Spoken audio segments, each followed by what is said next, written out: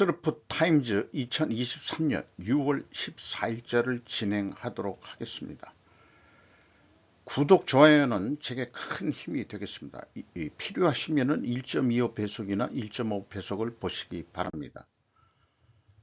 한국 경제 공무원들 줄줄이 걸렸다. 문정부 태양광의 민낯. 문정부 신재생사업 비리 공무원 대거 적발했다. 지자체장 등 13명 수사 요청, 감사원 태양광 등 실태 점검, 군산시장 시에 110억 원 손해 끼쳐, 행시 동기끼리 짜고 업체 뒤 봐줘, 해당 기업으로 재취업한 사례도. 이런 식으로 친환경 사업을 한다는 달 정권의 문제점이 정상적으로 작동이 안 됐다, 이런 얘기가 되겠습니다. 이럴 줄 알았다. 지난 다음에 사후 예측 같은 얘기지만은 진행 과정에서도 문제가 많았던 거고, 문제는 한국 태양광 업체는 망해도 이 친중 그 정치인들이나 이런 애들이 거의 뭐 중국산을 들여다가 돈을 다 써가면서 중국 돈 벌어주고 지들도 돈 챙겨 먹고 뭐 이런 게 뻔히 알고 있었던 얘기입니다. 달 정권 5년이면 긴 세월인가. 비정상적 고등탑은 하루아침에 부패한 권력은 무너진다. 뭐 제가 제목을 붙여본 건데요. 문정부 태양광 비리에 윤 의사결정 라인 철저히 조사하라. 감사원에서 감사했지만 미처 못한 것을 공직감찰 차원에서 하는 것. 태양광 업체 청탁 들어준 산업부 과장 그 회사 대표됐다. 이런 뉴스들이 이제 쏟아져 나오고 있네요. 이게 어디냐 그러면은 새만금 뭐 이렇게 했던 건데, 해놓고 이게 뭐 예를 들어서 새똥 이런 게 떨어지면 청소 로봇 같은 게 잘 돌아가고 뭐 또 이렇게 돼야 되는데, 나중에 사실은 이게 폐기물 됐을 때 이게 오히려 친환경이 아니고 환경 파괴하는, 그래서 폐기 기술이 또 추가적으로 문제가 될 것 같아요. 태양광의 한한한 중국 제품과 무관하지 않고 모두 친중 세력들의 작품이 확실하다. 제가 그렇게 말씀을 드리겠습니다. 포스코 지회도 민주노총 탈퇴, 기업노조로 전환.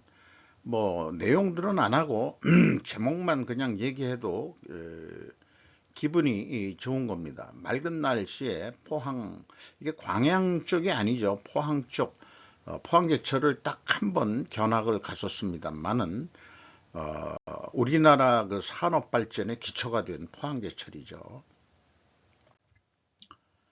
더블딥 위기에 시진핑도 백기, 중부동산 내수 부양책 초읽기, 중 단기금리 낮아져 기준금리 인하 기대감 커져 부양책 소극적이던 중 경기 둔화의 기조 전환. 중국 경제의 더블팁, 경기 일시 회복 후 재침체 위험이 커지고 있어 금리 인하만으로는 충분하지 않다고 말했다.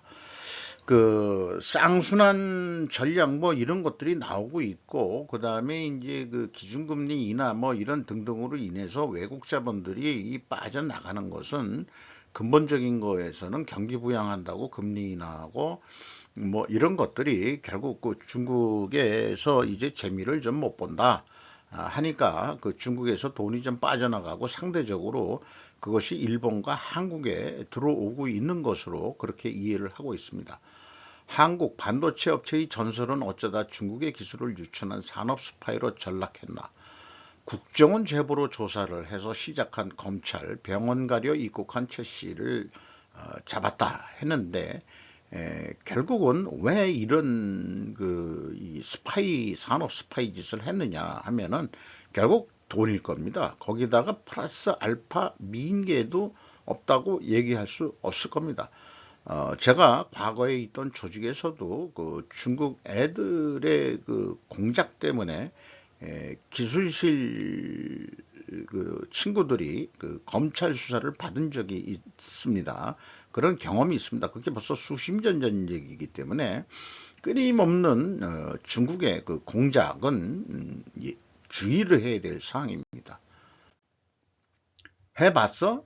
한마디에 610만 부 뷰 훌쩍 광고 맛집된 판교회사 HD 현대를 얘기하는 것 같은데요. 인재 확보를 위해서 광고 방송까지 요즘 내고 있는 건데, 자관 이것은 제가 뭐 현대 출신은 아닙니다만은 현대하고 현대에 계신 분들 또 기술연구소 이런 쪽에 전에 퀄리티 환경 이런 이 심사원 훈련을 같이 받고 이렇게 했을 때 만나신 분들이 3호 현대중공업 견학을 또 좀 같이 좀 멀찍이 직접 현장에 들어갈 수 없는 상황이 돼 가지고 어, 그, 뭐죠 이 육상에서 이 배를 져가지고 진수시키는 그런 광경을 멀리서 좀 본 적이 있습니다. 요런 얘기를 들으면서 괜히 레드라고 제가 요즘 이름 붙인 거를 말씀드리고 싶네요. 네. 한은 60세 넘어가면 소득 격차 더 커진다라고 발표를 했답니다. 우리나라의 인구 고령화와 소득이 더 불평등해진다. 고령화가 될수록 소득 불평등 60세 이상부터 급격히 올라가는 양상이다. 재취업 노동시장 유연화 등 제도 개편 제시를 했다. 한국은행이 그랬는데 이 뭐 결론은 대책이 고령층 내 소득 불평등을 줄이기 위한 방법으로 은퇴 후 재취업을 활성화하기 위한 재교육 프로그램 일자리 연계 인프라 확충 등의 제도적 지원을 제시했다. 참 광의적이고 좀 그런 얘기인데요. 또 임금과 근로시간 유연화 등 노동시장 구조 개편 필요성도 내놨다. 자, 이게 노동 유연성, 근로시간 유연성, 뭐 이런 것들은 수시로 잘랐다 채용했다 하는 것을 마음대로 할 수 있다 그런 얘기인데, 솔직히 70대에 과연 일을 할 수 있을까? 앞장에서 레드 얘기도 했습니다만은 가능하면은 요즘 70도 젊다 그러면은 그렇다 하더라도 또 젊은 세대들도 있으니까 분수를 알고 조용히 못 살더라도 은퇴 생활을 해 나가면서 거기에서 뭔가 행복을 느끼는 거를 또 좀 찾아야 되지 않을까 싶기도 해요. 제가 이런 유튜브 방송을 시작하게 된 것도 하나의 그런 챌린지 정신 아니겠느냐. 버벅대지만은 이렇게 좀 이쁘게 봐주시면 고맙겠어요. 한국 지도자 부적절한 발언으로 중국 특사 비난했다. 로이터 물론 우리나라 기자가 쓴 겁니다만은 계속해서 지금 이 한중 관계를 한반도 전쟁이라고까지 얘기를 하는데 북한하고 나만이 붙는 게 아니고 중국하고 한국이 붙는 그런 거를 비유했는지 모르지만은 윤 대통령은 우리 국민들은 그의 부적절한 행동에 불쾌해하고 있다라고 얘기하고 여당 의원들은 민가 개 추방해라라고 요구를 하고 있습니다. 그리고 싱하이밍은 북한에서도 외교관 대사로 오랫동안 있었던 애니까 한국에 대해서 너무 잘 아는데 이번에 왜 걔가 지금 고압적인 자세로 그걸 못 벗어났어요. 이렇게 되기 때문에 싱페르소나 농그라타 선언이라는 게 있는 모양인데 이게 이제 외교관으로서의 신분을 망각하고 잘못하면은 쫓아낼 수 있다 이런 얘기인 것 같습니다. 한국의 윤 장관이라고 번역이 됐습니다만 프랑스, 베트남 정상들과 정상회담 개최 6월 20일과 20일 사이에 파리를 방문하는 동안 마크론 대통령과 정상회담을 가질 것이다라고 김태효 국가안보보좌관이 말했어요. 이 안보하고 또 직결이 되는 그런 상황인 거로 가게 되는 것 같습니다. 그리고 6월 22일에는 베트남의 보반 통 대통령의 초청으로 베트남은 권력이 분산돼 있어가지고 국회 국회의장이 가장 뭐 파워가 세대나 뭐 어쨌거나 그러는데, 어쨌든 한번 그 대통령이, 그 베트남 대통령이 우리나라를 왔었기 때문에 올 초인가요? 이거 또 초청이니까 또 베트남 가서, 근데 이번에 205명의 기업 대표단과 같이 아주 그냥 속된 말로 때로 몰려가니까 좀 베트남 요즘 돈 벌었다고 좀 기고만장해지고 건방져졌는데, 이 베트남하고 중국군 앙숙관이죠. 그러니까 같이 좀 베트남하고 우리가 이 말하자면은 뭐 한미 동맹처럼 그 어떻게 동맹까지라도 좀 맺어가지고 좀 중국을 좀 남쪽에서는 베트남이 좀 이렇게 적대적으로 좀 하고, 그래서 그 포위 전략을 좀 해야 되지 않을까 이런 생각도 들어가네요. 세계에서 물가가 비싸다. 불명예 도시 순위 서울이 도쿄를 제치고 9위를 했다. 이 도쿄가 지난해 5위였는데 10위로 팍 떨어지고요. 물가가 엄청 싸진 거죠. 뒤에 나오는 얘기도 있습니다만은 한국 사람들이 일본에 이 관광 여행을 가는 이유가 가성비라고도 얘기를 합니다만은, 뭐 가성비 얘기 외에 시성비까지 있습니다만은, 저가 항공으로 가서 제주도 가는 것보다 더 싸다고 느낀다면 뭐 하려고 이 제주도 특별 뭐 자치도인가 거기에서 오라지게 무라지게 가격만 비싸게 받아 처먹는 제주 도민들의 돈벌이를 해줄 필요가 뭐 있냐. 그 돈이면은 같은 돈이면 젊은이들이 일본을 많이 가고 있는 거로 그렇게 얘기를 하고 있는 거죠. 뭐 같은 뉴스로 코리아 웨이브도 나왔고 뉴스위크 일본판도 동일한 그런 뉴스를 했습니다. 세계 최대 메모리 반도체 회사 삼성 금요일에 직원들에게 휴가 제공. 블룸버그 김소희 강신혜 기자의 보도 내용인데요. 이게 읽어봐도 다음 주부터 그러니까 일상 급여를 받으면서도 휴가를 낼 수 있다. 이렇게 전화로 답변을 했다는 거예요. 그 21일에 글쎄 뭐 그간에 만근을 했다 그러면은 하루 휴가를 주겠다 그런 건데, 이런 움직임은 SK 하이닉스가 지난해 직원들이 주 40시간 이상 근무하면 한 달에 한 번 금요일 쉴 수 있도록 해줬다. 돈 받고 쉬는 거죠. 자, 이런 것들이 이 팬데믹 이후에 많이 우리나라에, 물론 이게 대기업이고 여기에서도 얘기하는데 공장이 아닌 주로 정규직 직원들, 사무직에 좀 해당하는 게, 공장은 24시간 돌려야 되니까 그러기는 좀 어려울 거고요. 그리고 그것도 CJ ENM에서는 매달 2번의 금일 휴가를 제공한답니다. 이건 더 좋죠. 이 CJENM은 100%가 다 사무직 직원이고 엔터테인먼트 회사 같은 데니까 충분히 이렇게 될 수 있다고 생각을 합니다.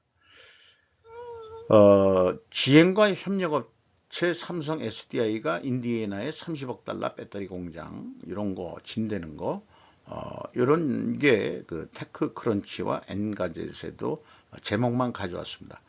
우리나라가 북한을 상대로 2022년도 걔네들이 개성역 공동연락사무소 폭파했죠. 그거 손해배상 청구를 400억, 440억인가 죽을 사자인가 장관 죽어라 하고서 이 장관 남북 간에 이런 최초로 고소를 했다. 뭐 이런 얘기가 또 뉴스가 보도됐습니다. 유튜브 크리에이터의 수익화 프로그램 참가자의 문턱을 낮추었다. 일본은 아직 빼고, 요게 IT 메디아 뉴스라고 일본 매체인데요. 미국 구글의 유튜브는 6월 13일 현지 시간 제작자용 수익화 프로그램 유튜브 파트너 프로그램 YPP라고 되어 있는데 자격 요건을 낮추는 참여하도록 하자라고 발표했다. 다만 대상은 미국, 영국, 캐나다, 대만, 한국뿐이다. 장래적으로는 일본 등 다른 지역에도 확대될 계획. 변경사항은 다음과 같다. 가로하는 현재 여건이다. 서브 스쿨라이버즈 수가 500명 이상, 1000명 이상 돼야 이 광고를 얹어주고 이런 상황인 건데요. 이런 것들이 아까 그 한국은행 발표에 의해 가지고 노인들도 그 자유 시간에 한번 도전해 볼 수 있는 영역 아니겠느냐. 요런 또 그 희망을 갖게 되네요. 과거 90일의 최저 3회 동영상을 공개해야 되는 의무가 있는데, 저 같은 경우에는 어, 빠져 있죠. 자기 만족을 위해서라도 그렇고, 매일 변하지 않는 콘텐츠로 그 스르프 계속 홍보하는 전략을 가지고 끊임없는 이 체력이 또 있어야 되고요. 이런 거 돈은 아직 됐든지 안 되든지 뭐 이렇게 진행을 하고 있는 점, 이 연결이 이렇게 좀 돼서 여러 가지 노땅들한테도 그 좀 좋은, 꼭 어디 취직을 해가지고 뭐 구속 속에서 사느니 자유롭게 살면서도 뭔가 뭐 큰돈 번다기보다도 용돈벌이라도 할 수 있는 그런 게 있다면 얼마나 좋겠습니까? 한국이 일본을 넘어해서 일전, 역시 일본이 너무로 한국이 싼 일본이 인기가 되고 있다. 의외다. 현대 비즈니스. 뭐 아까 앞에도 얘기를 했습니다만은 그 엔화 가치가 좀 떨어지고 또 한국 물가 비싸고 그다음에 그 관광지 그 이 바가지 요금 이런 거에 이건 애국이 아니죠. 애국 필요 없죠. 가성비죠. 그다음에 시간, 시성비, 가성비 플러스 시성비까지 해가지고 볼 때 일본에 관광 가는 게 만족도가 좋으니까 가는 거 아니겠어요? 객관적으로 봐야 됩니다.